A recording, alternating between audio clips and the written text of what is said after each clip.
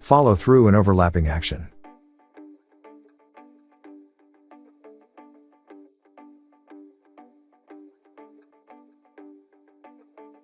When objects come to a standstill after being in motion, different parts of the object will stop at different rates. Similarly, not everything on an object will move at the same rate. This forms the essence of the fifth of Disney's principles of animation.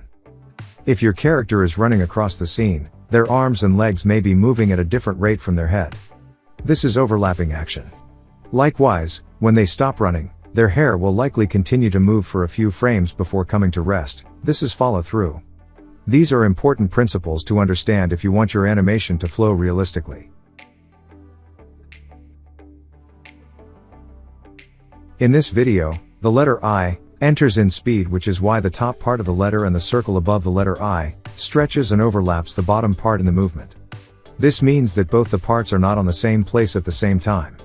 They move differently at different place and time.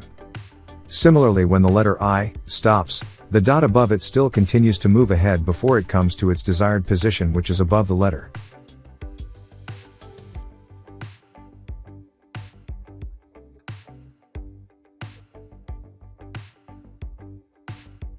Hope you found this useful. Thanks for watching.